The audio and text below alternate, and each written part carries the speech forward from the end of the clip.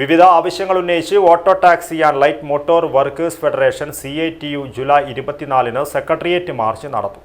ഇതിന്റെ ഭാഗമായി കാസർഗോഡ് ജില്ലാ വാഹന പ്രചരണ ജാഥ കുമ്പളയിൽ CITU ജില്ലാ പ്രസിഡന്റ് ഡോക്ടർ VPP മുസ്തഫ ഉദ്ഘാടനം ചെയ്തു.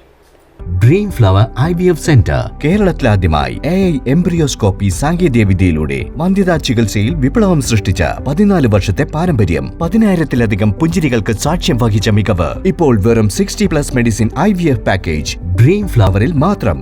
Dream flower IVF centre, opposite police station, Kasaragod.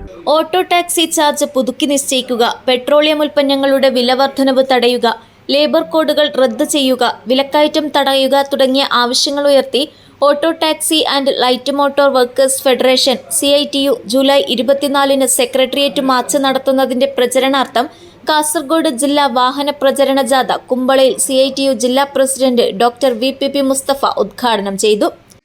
കുഞ്ഞാലിക്കുട്ടിയും സമരം ചെയ്യുന്നത് കേന്ദ്ര സർക്കാരിനെതിരെയായിരിക്കും. കേന്ദ്ര സർക്കാരിന്റെ തിരുവനന്തപുരത്തെ പ്രതിനിധിയായ ഗവർണർ താമസിക്കുന്ന രാജ്ഭവനിലേക്കായിരിക്കുമെന്നാണ്.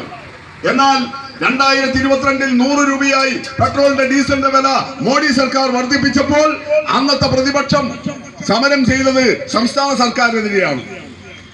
പ്രതിപക്ഷ നേതാവിന്റെ വസതിയിൽ നിന്ന്, ഔദ്യോഗിക വസതിയിൽ നിന്ന് പ്രതിപക്ഷ MLA-മാർ സൈക്കിൾ ചവിട്ടി സമരം. എവിടത്തേക്ക്? നിയമസഭയിലേക്ക്, സംസ്ഥാന നിയമസഭയിലേക്ക്. എന്നിട്ട് പിണറായിയോട് പറയുകയാണ്, ആടെ 100 രൂപ മോഡി സർക്കാർ കൂട്ടിയിട്ടുണ്ട്, ആ 100-ൽ 3 രൂപ നിങ്ങൾക്ക് കിട്ടുന്നതാണ്, ആ 3 രൂപ പിൻവലിക്കണം. 100 രൂപ കൂട്ടിയ മോഡി സർക്കാരിനെതിരെയല്ല സമരം ചെയ്തത്. നിങ്ങൾ ഇപ്പോഴും ഗൂഗിളിൽ നേരത്തെ പറഞ്ഞ പോലെ കാസർഗോട്ട് പണ്ട് BJP-യുടെ മുരളീധരൻ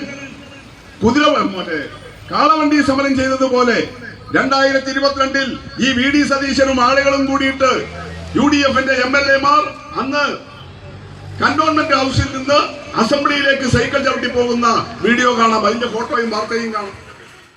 അബ്ബാസ് മൊഗ്രാൽ അധ്യക്ഷത വഹിച്ചു. ജാഥ leader K Unni Nair, manager PA Rahman, AR Dhanyavad, Vittal Rai, Vinod V, MC Dineshan എന്നിവർ സംസാരിച്ചു. P ഇബ്രാഹിം സ്വാഗതം പറഞ്ഞു. ജാഥ 9:30-ന് കാസർഗോഡും 10:30-ന് ബോവിക്കാനം, 11:30-ന് കുണ്ടംകുഴി, 12:30-ന് ഉദുമ, 1:30-ന് കാഞ്ഞങ്ങാട്, 3 മണിക്ക് ഒടയഞ്ചാൽ, 3:30-ന് കാലിച്ചാനടുക്കം, 4:15-ന് നീലേശ്വരം, 5 മണിക്ക് ചെറുവത്തൂർ എന്നിവിടങ്ങളിലെ പ്രയാണങ്ങൾക്ക് ശേഷം വൈകിട്ട് 6:30-ന് തൃക്കരിപ്പൂരിൽ സമാപിക്കും. News bureau, Kasaragod.